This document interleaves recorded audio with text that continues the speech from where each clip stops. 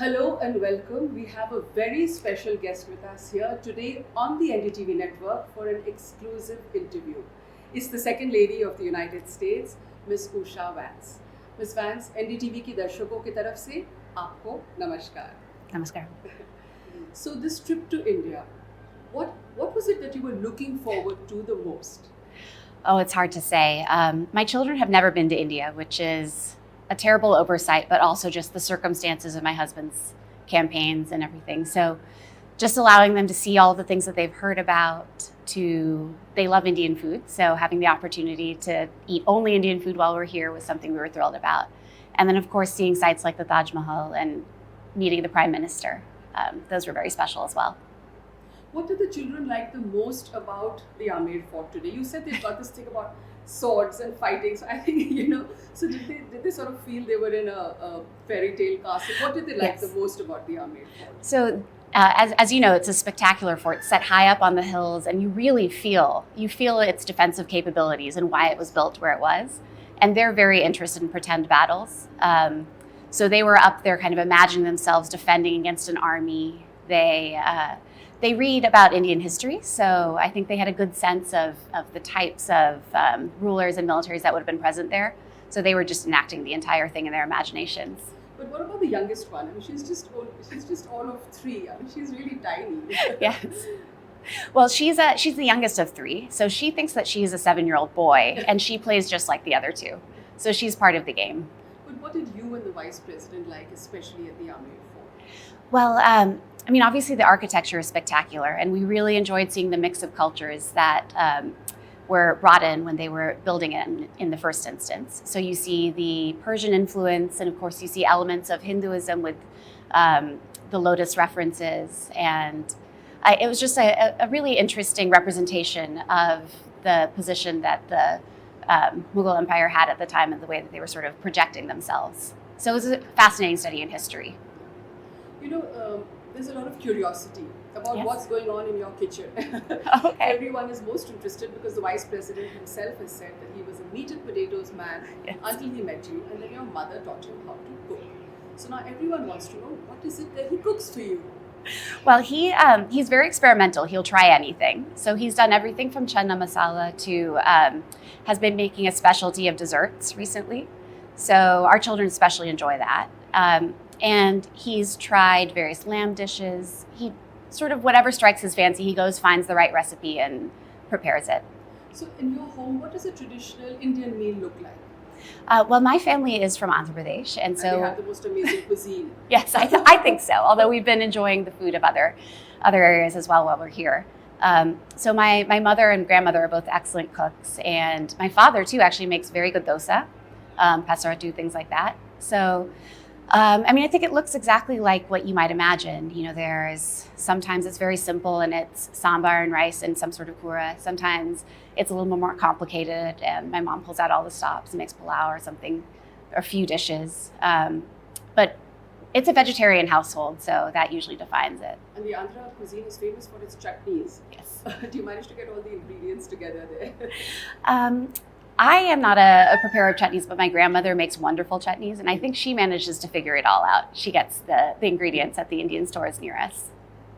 Oh, well, that's wonderful. There was something else that I was reading about you, and the fact that at your wedding, you had a traditional Indian ceremony, and you also had a traditional American ceremony. That's right. And it's a beautiful metaphor for the way people across the globe are coming together culturally. And was that very important to you? Well, it was very important. We got married in Kentucky, which is the state where my husband's family was from, but we had so many people fly from all over the world, including India. And so both our guest list and the ceremonies were sort of a representation of our very different backgrounds coming together.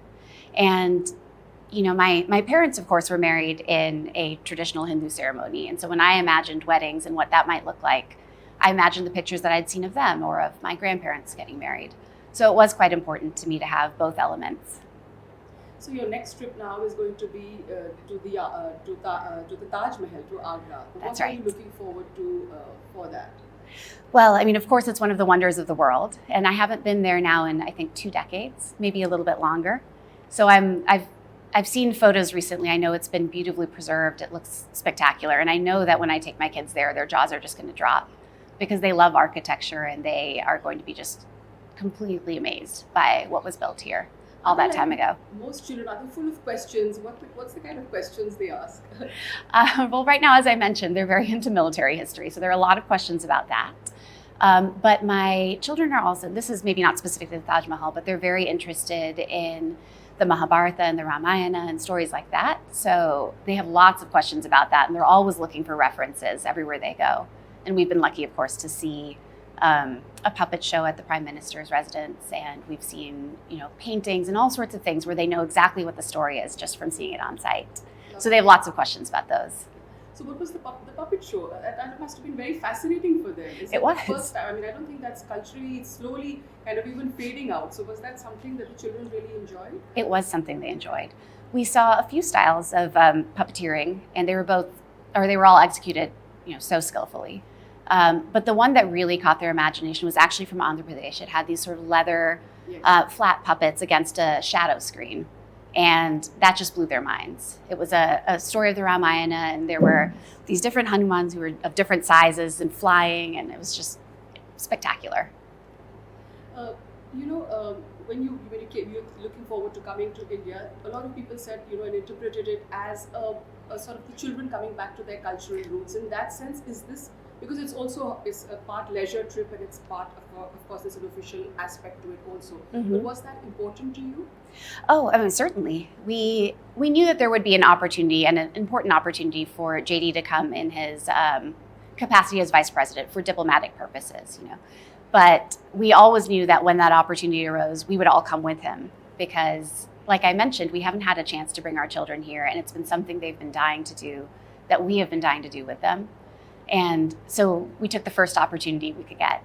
I think they were a big hit. Everyone was talking about their lovely outfits when they got off. Oh, thank you. Everyone was most intrigued and most there was a lot of adulation online for their lovely kurtas and the dresses that they were wearing, which was very carefully and I think well thought out. And did you do the shopping for them?